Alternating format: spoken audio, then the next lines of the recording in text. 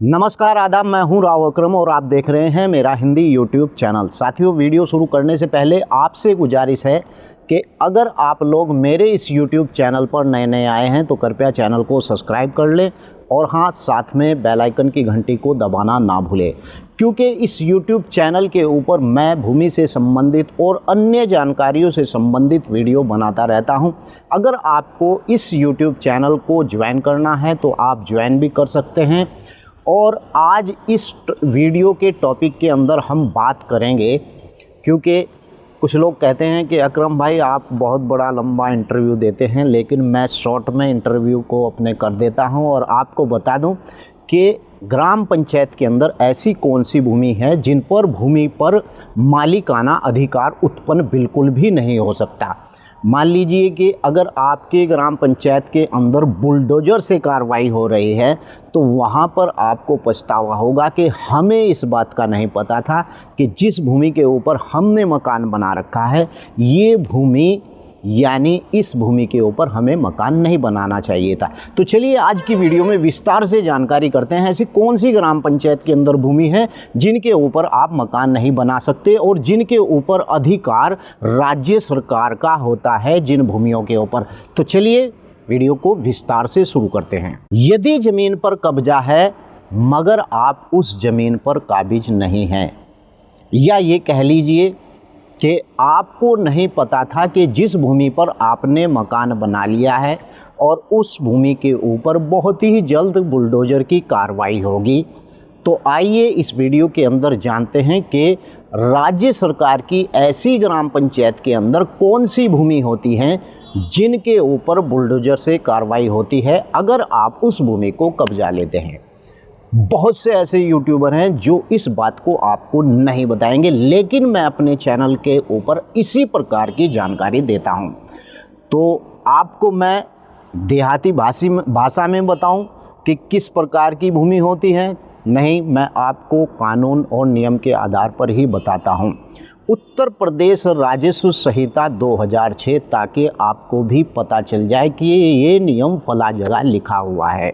और एक बात आपको और बताना चाहता हूं कि इस प्रकार की भूमि के ऊपर आप बिल्कुल भी कब्जा मत कीजिए, क्योंकि ये भूमि राज्य सरकार की होती है। धारा 54 उत्तर प्रदेश राजस्व संहिता 2006 के अंदर उसका जो धारा है वो 54 है। और धारा 54 के अंदर क्या लिखा हुआ है ये मैं आपको बता देता हूं। समस्त भूमि राज्य सरकार की होती हैं। जी हाँ, बिल्कुल, जितनी भी सरकारी भूमि होती हैं वो राज्य सरकार की होती हैं।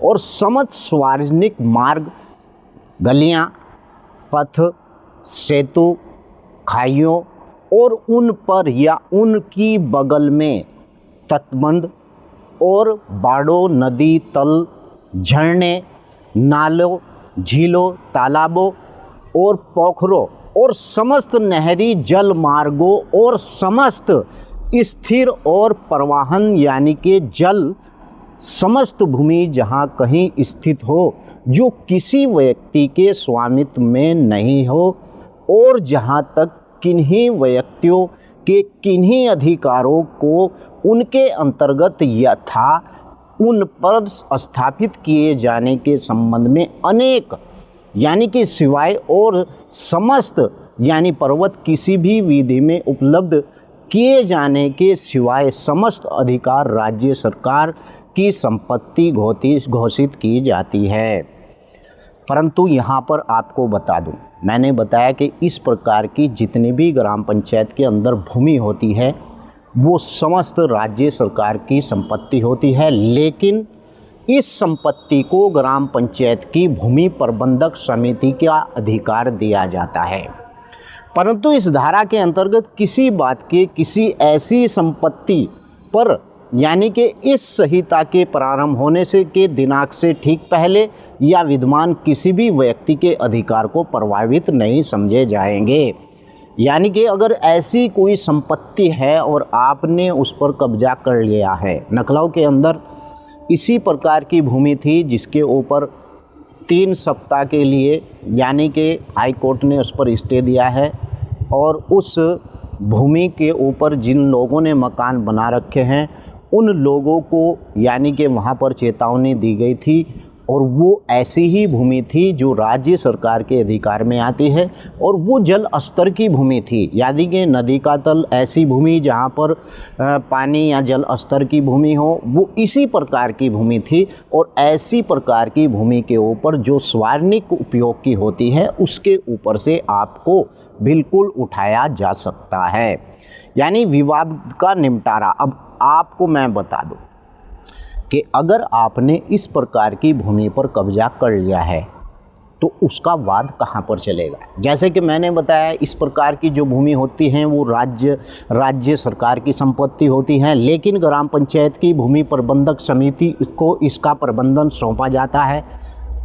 और अगर कोई व्यक्ति इस पर यानी कब्जा कर लेता है तो कहाँ पर इसका विवाद चलता है, इन बात का जरूरी आपको जानकारी होनी चाहिए। धारा 58 के तहत विवाद का निपटारा ऐसी भूमि जहाँ पर धारा 54, 56 और धारा 57 किसी भी यानी संपत्ति के संबंध में, ये ऐसी संपत्ति के किसी भी अधिकार में संबंध हो, कोई विवाद आता है तो ये सीधा विवाद कलेक्टर के न्यायालय में चलेगा। कलेक्टर आपको वहाँ से बेदखल करेगा, कलेक्टर आपको वहाँ से नोटिस देगा और इस प्रकार का कोई भूमिधरी अधिकार ऐसी भूमि के ऊपर आपको उत्पन्न भी नहीं होंगे।